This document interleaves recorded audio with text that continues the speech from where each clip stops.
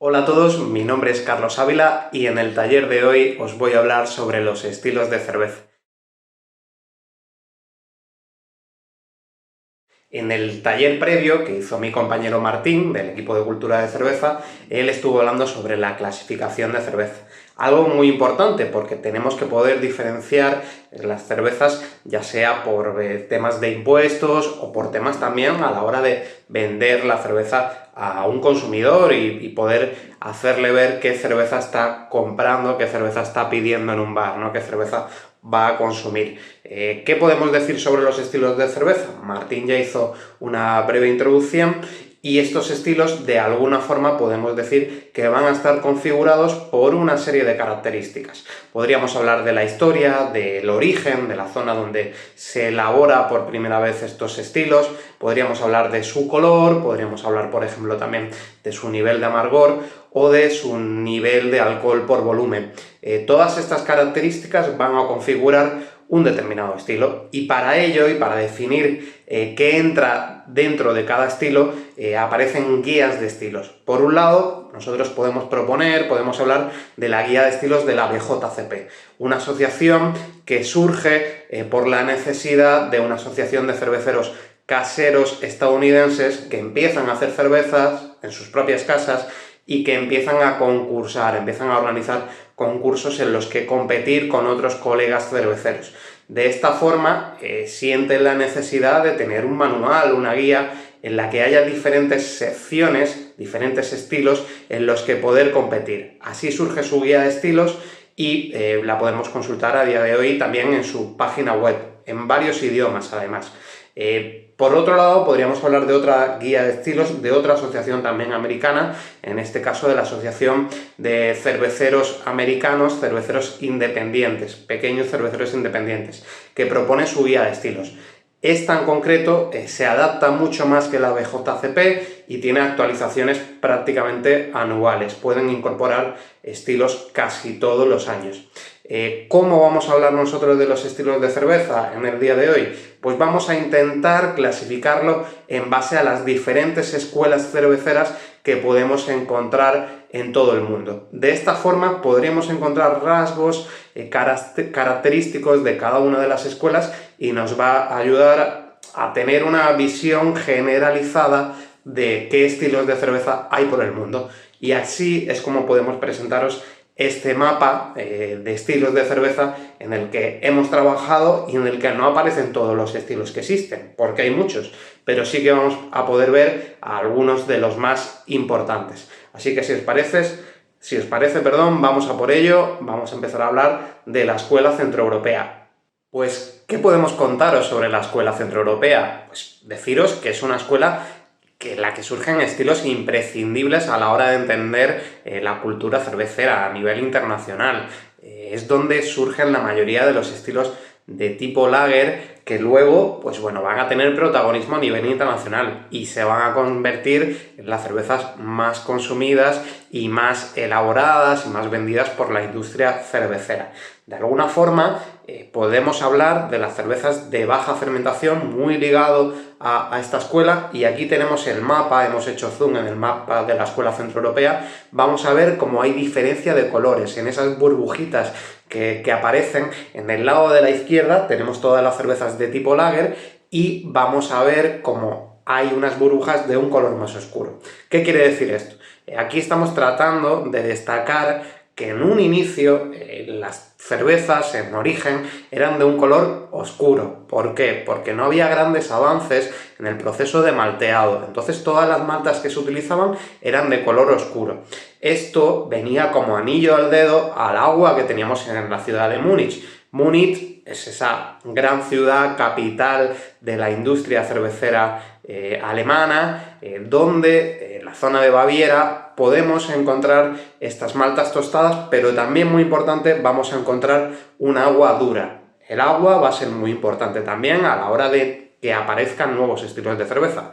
Ese agua dura con esas maltas tostadas que teníamos en el inicio son muy buenas amigas y funcionan muy bien a la hora de que aparezcan estilos de cerveza. Ahí tenemos, por ejemplo, la Munich Dunkel, o también empiezan a aparecer estilos de cerveza como la Marsen, esa cerveza que se hace en el mes de marzo para ser tomada en la fiesta de la cerveza, en el Oktoberfest, a finales del verano. También podríamos hablar de unas cervezas que se originan en el norte de Alemania y que al final empiezan a ser muy populares en Múnich. Aparecen los estilos, las familias de cerveza Bock, que luego contaremos que son es la familia de estilos de cerveza en la que se originan nuestra gama de cervezas 1906, pero que también en otros estilos de cerveza se originan el resto de la gama de Estrella Galicia. ¿Cómo podemos encontrar el origen de estas cervezas de Estrella Galicia? Pues podemos hablar de otros países dentro de esta escuela centroeuropea. Podemos hablar, por ejemplo, de la República Checa, donde en la zona de Bohemia, en la ciudad de Pilsen, para ser concretos, cuentan, como decíamos, el agua es muy importante, cuentan con un agua un poquito más blanda, un agua blanda, a diferencia del agua dura que tenemos en la ciudad de Múnich. ¿Qué es lo que ocurre? Con las maltas tostadas que se utilizaban en la elaboración de cerveza, las cervezas con esta agua blanda no terminaban de quedar bien del todo. ¿Qué es lo que hacen los burgueses de la ciudad de la región de Bohemia, de la ciudad de Pilsen? Deciden montar una nueva fábrica y traer a un nuevo maestro cervecero desde Alemania. Este maestro cervecero trae bajo su brazo unas levaduras de baja fermentación de su país natal, de Alemania, y además trae también unas nuevas técnicas que se están empezando a utilizar en Inglaterra, unas nuevas técnicas de malteado, en el que se pueden conseguir maltas claras que van a funcionar mucho mejor con el agua blanda de la ciudad de Pilsen. De esta forma, en el año 1842, elaboran por primera vez la Pilsner Urquell, un estilo de cerveza, un tipo de cerveza que va a cambiar de forma definitiva la cultura de cerveza a nivel internacional. Surge el estilo de cerveza más consumido en todo el mundo, esta Pilsner, este tipo de Pilsner checa, ¿no? Estas cervezas rápidamente se mueven hacia Alemania, en Alemania empiezan a ser muy populares porque son unas cervezas claras, carbonatadas, que van a ser muy refrescantes. De la mano, además, surgen también innovaciones en el tema de la cristalería. Aparecen vasos y copas transparentes y esto nos permite apreciar los colores dorados de la cerveza. Ahora el color de la cerveza tiene mucha importancia. Rápidamente, en Alemania, como hemos dicho, se popularizan estos estilos de cerveza y en torno a los años 70 del siglo XIX empiezan a aparecer unas versiones alemanas de este estilo de cerveza Pilsner checo, ¿no? Empiezan a aparecer, por ejemplo, la German Pils, que es el estilo del que surge la Estrella de Galicia, esta cerveza que es conmemorativa del aniversario de nuestra marca, ¿no? de Hijos de Ribera. Por otro lado, empiezan a aparecer estilos como puede ser también la Munich Helles. Helles significa claro, estamos utilizando maltas claras para hacer una cerveza de tipo lager. En esta línea también podemos hablar de un estilo que aparece en la ciudad de Dortmund, que es la Helles Sportbier, que se refiere también al estilo de cerveza al que pertenece nuestra Estrella de Galicia especial,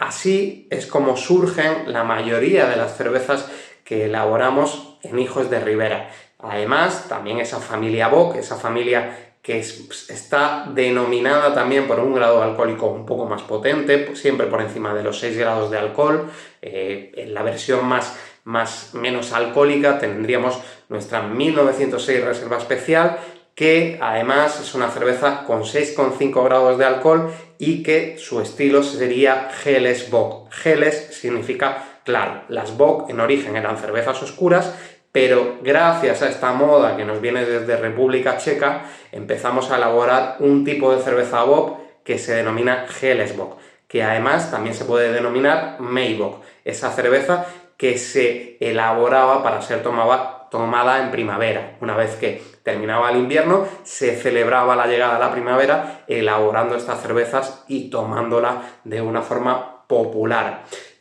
Esto es todo lo que podríamos hablar sobre los estilos lager de la escuela centroeuropea, pero también dentro de la escuela centroeuropea podemos encontrar algunas cervezas de tipo ale. A la derecha podemos encontrar cervezas de trigo, cervezas de trigo en las que aquí nos aparecen tres estilos. La Weissbier alemana, esa cerveza de trigo que estoy seguro que muchos de vosotros ya habéis probado y que conocéis. Esa cerveza que nos van a dar unas notas mucho más especiadas y afrutadas gracias al tipo de fermentación alta que estamos encontrando en este estilo de cerveza. Vamos a encontrar unas notas a plátano y unas notas a clavo, quizá, ¿no? Unas notas especiadas a clavo. Por otro lado, podríamos hablar de estilos que estuvieron a punto de desaparecer, pero que gracias al estallido del movimiento craft en Estados Unidos se empieza a tener interés por ellos y comienza a popularizarse a nivel internacional. Hablamos del estilo de cerveza Gose, muy peculiar, donde tenemos un agua salada y donde también utilizamos algunas especias, como puede ser semilla de cilantro. Es una cerveza salada y ligeramente ácida, donde las bacterias lácticas tienen bastante importancia en su fermentación. Así también podemos hablar de la Berliner Weisse, un estilo que procede de la ciudad de Berlín y que también va a estar con un importante protagonismo de esas bacterias lácticas que le van a dar esas notas ácidas. Es una cerveza muy ligera, muy refrescante, perfecta para tomar en verano. Como os decía, una cerveza de tipo ácido. Tenemos un estilo que no es un estilo de cerveza de trigo, que es el estilo de cerveza Kolsch. La Kolsch es una cerveza elaborada con un agua limpia, un agua muy clara, el agua que tenemos en la ciudad de Colonia, pero que además está elaborada con levadura de tipo ale. ¿Qué es lo que ocurre? Que la elaboramos con unas temperaturas más bajas. Son levaduras ale trabajando a temperaturas más bajas. Como resultado, encontramos una cerveza con un nivel de alcohol normal y muy refrescante también para tomar en el verano. Un estilo muy interesante. Pues esto es todo lo que podríamos hablar sobre la escuela centroeuropea. Bueno, es momento de hablar de la apasionante escuela belga, una escuela donde no vamos a encontrar normas. La única norma que podemos hablar, que podemos comentar, es que si hacemos una cerveza y está buena, perfecto, no la podemos tomar. A diferencia de la escuela centroeuropea, no lo habíamos comentado, pero la escuela centroeuropea sí que tenemos la ley de pureza de 1516, que sí estipula de alguna forma cómo debemos elaborar cerveza y que los ingredientes deben ser exclusivamente malta de cebada, agua y, en este caso, lúpulo también, ¿no? Pues en la escuela belga podemos utilizar cualquier ingrediente, cualquier adjunto para elaborar cervezas. De esta forma entendemos también la cerveza como cocinar, como esa sopa, ¿no?, en la que podemos añadir muchos elementos diferentes. Podremos hablar de los diferentes orígenes que propician la aparición de estilos de cerveza en la escuela belga, pero primero de todo nos vamos a parar en estas burbujas que tenemos en el lado de la izquierda, que hablan sobre las cervezas lámbicas. Si recordáis, las tres grandes familias de cerveza en base a su fermentación, por un lado teníamos las lager, de las que hemos hablado en detalle en la escuela centroeuropea, por otro lado teníamos las ale, en las que hemos hablado un poco de las cervezas de trigo, en las cervezas centroeuropeas, y tenemos una tercera familia de fermentación espontánea, esas cervezas lámbicas que se originan en torno a la ciudad de Bruselas, en torno al valle del río Sen, que cruza Bruselas y que luego se dirige hacia el suroeste de esta capital, de esta ciudad. Esa magia que ocurre en el río Sen, esas levaduras y bacterias que hay en el aire que propician que podamos fermentar de una forma espontánea las cervezas de tipo lámbica. Esas cervezas que por un lado podríamos hablar de las Guess, que es un blend de cervezas lámbicas jóvenes que han estado envejeciendo, que han estado madurando en barrica, y ese también blend con cervezas viejas. En las cervezas jóvenes vamos a tener muchos azúcares, en las cervezas algo más viejas, en torno a 2 o 3 años, vamos a encontrar mucho más equilibrio, mucho más carácter también de la levadura, de las levaduras y de las bacterias que han pasado durante todo el proceso, pero también mucho más equilibrio. Luego podríamos hablar de las cervezas lámbicas de frutas, donde vamos a añadir a esa cerveza lámbica joven, vamos a añadir frutas que podemos encontrar por la zona, ¿no? Por ejemplo, podemos hablar de la frambuesa o podremos hablar de las cerezas, ¿no? Hacer un estilo framboise o un estilo kriek, en este caso. Dejando un poco de lado estos estilos tan particulares, estas cervezas de fermentación espontánea que tanto me gustan a mí, podremos hablar sobre todo de cervezas de tipo ale. ¿Se consumen cervezas lager? ¿Se producen cervezas lager en Bélgica? Sí, y son las cervezas que más se consumen, por ese protagonismo de la escuela centroeuropea a nivel internacional. Pero las cervezas que se originan y que se crean en Bélgica, los estilos que aparecen en Bélgica, son todos cervezas de tipo ale, con una característica muy común, o más bien dos. La primera de ellas, un nivel alcohólico ya elevado, ¿no? Pues siempre por encima de unos 6% de alcohol por volumen, y también una característica muy importante. Hablamos de fermentación ale, hablamos de mucho protagonismo de la levadura. Vamos a encontrar muchos estares de levadura muy relacionados con la fruta y muy relacionados también con las especias, perdón.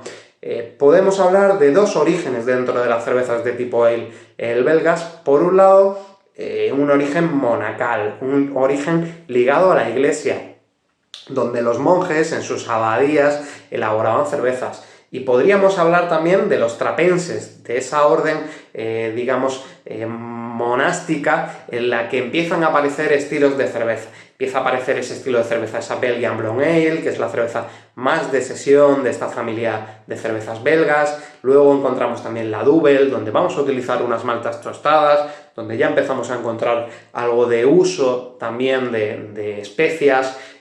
Vamos a seguir subiendo en grado alcohólico, de esos 6-7 grados que podemos encontrar en un estilo Double, podemos subir a una cerveza de tipo triple, donde vamos a utilizar maltas algo más claras, pero donde vamos a encontrar una sequedad, vamos a añadir algo de azúcar, pero todo este azúcar va a estar fermentada, van a ser cervezas con una sensación muy secas en el paladar. Algo de presencia de malta y muchos esteres también afrutados y especiados. Pimienta, vamos a encontrar fruta madura, ¿no? Luego podríamos pasar a una Belgian Strong Dark Ale, que es ese estilo que también podemos denominar cuádruple, que surge ligado a las cervezas de la escuela belga.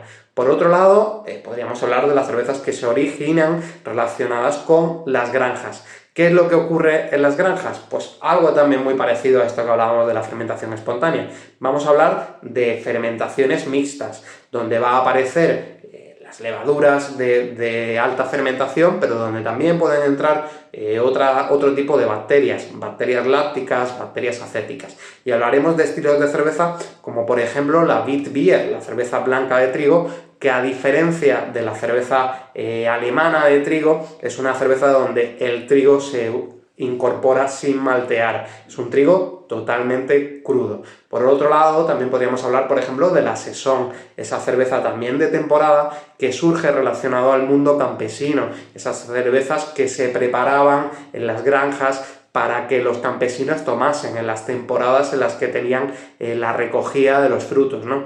De alguna forma también hablaremos de la Saison como una cerveza donde vamos a encontrar manzana verde, por ejemplo, y donde vamos a encontrar unas notas especiadas que nos recuerdan a la pimienta. Otros estilos que pueden surgir en la escuela belga más recientes, por ejemplo, podríamos hablar de la Belgian Golden Strong Ale, una cerveza muy ligera, pero que tiene un nivel alcohólico muy alto. Podríamos hablar como marca que define este estilo, la Double, de la familia Double Morgan, ¿no? Esta cerveza es con ese nombre diabólico. Todas las cervezas Belgian Golden Strong Ale suelen tener nombres relacionados con el diablo. En este caso, Double significa diablo en belga. Luego podríamos hablar de un estilo también muy peculiar, de la Flemish Red Ale, esa cerveza ácida, con unas notas muy acéticas que nos recuerdan al vinagre, que además está envejecida también en barrica. Una cerveza ácida, muy intensa, muy interesante cuando envejece en barrica. Una cerveza que se puede acercar al mundo de las cervezas oxidativas. Esta es la apasionante escuela belga, y bueno, yo creo que también es momento de que pasemos a hablar de cervezas un poco más ligeras, más refrescantes, lo que podríamos denominar el concepto de cerveza de sesión, que vamos a encontrar en la siguiente escuela, la escuela británica. Vamos a por ella. Bueno, la escuela británica, al igual que hablábamos en la escuela centroeuropea sobre que la mayoría de sus cervezas en origen eran cervezas de tipo lager, en la escuela británica hablaremos de que los estilos que se originan en Reino Unido son estilos de cerveza de tipo ale, de alta fermentación. También hablamos en la escuela centroeuropea de que en origen la mayoría de las cervezas eran oscuras. Aquí ocurre lo mismo. Las primeras cervezas que podemos encontrar en esta escuela británica son cervezas oscuras, como puede ser el estilo porter. Porter en inglés significa porteador. Vivimos la época de la revolución industrial, vamos a viajar hasta allí, vamos a imaginarnos que estamos allí. Había mucho trabajo para las clases populares relacionado con el transporte de mercancía. Porter, los porteadores, eran las personas que llevaban mercancías, por ejemplo, en la ciudad de Londres, desde el puerto hacia cualquier otro sitio, ¿no? Estos trabajadores, estos obreros, tomaban una cerveza oscura, una cerveza de sesión, con una graduación baja, que podía permitirles seguir trabajando. En una sesión de trabajo podían estar tomando cerveza y continuar trabajando sin embriagarse. Así es como surge el estilo de cerveza porter, pero también podemos encontrar otros estilos que van en esta línea. Por ejemplo, pues las Mile Ale, las British Brown Ale, son cervezas con unas maltas oscuras. Estas cervezas gustan tanto, sobre todo las porter, que se empiezan a hacer versiones de estilos algo más potentes. Así es como surge, por ejemplo, la Stout, estilo de cerveza que al final se populariza y se pone de moda en Irlanda, y surge la Irish Stout, que todos nosotros podemos llegar a conocer a través de la marca comercial Guinness. La Guinness es una Irish Stout, es un estilo de cerveza que también es una cerveza de sesión, algo más potente que una porter, pero que también busca pues, que pueda ser consumida a tragos largos, ¿no? en vasos de pinta.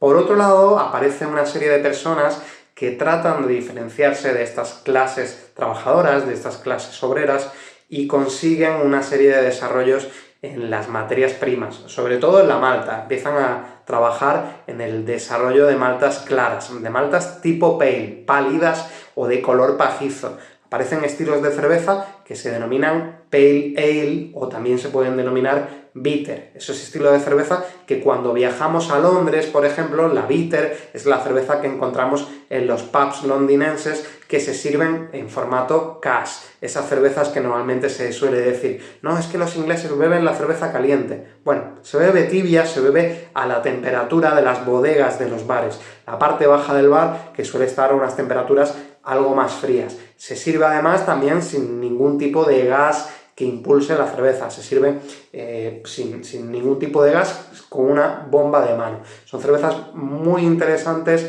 con algo de protagonismo ya de los lúpulos ingleses. Vamos a hablar dentro de esta escuela de estos lúpulos que te van a dar unas notas terrosas, unas notas a tierra húmeda, a madera, que van a diferenciar los estilos británicos de los estilos de cerveza americanos, que hablaremos a continuación.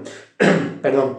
Luego, también podríamos hablar de la necesidad de la escuela británica de enviar cervezas al extranjero. Hablamos de una época colonial en la que, bueno, por ejemplo, la gente que vivía en la India, los colonos de la India, querían beber sus cervezas británicas. Que lo que ocurría cuando mandaban la cerveza de viaje hasta allí, la cerveza llegaba en malas condiciones a estas colonias. Es como surge el estilo de cerveza India Pale Ale, el estilo de cerveza IPA. Se descubre que el lúpulo, además de aportar aroma y aportar sabor a la cerveza, también nos da un aporte conservante, también nos da una estabilidad microbiológica en nuestra cerveza. Así es como surge el estilo Indian Pale Ale, aportando algo más de lúpulo a la receta, y también surge la importancia de la ciudad de Barton, porque para las cervezas lupuladas es muy importante contar con un agua más sulfatada, y el agua de la ciudad de Barton es así, y así es como se genera una gran industria cervecera en esta ciudad, a diferencia, por ejemplo, del agua de la ciudad de Londres, que es un agua totalmente distinta.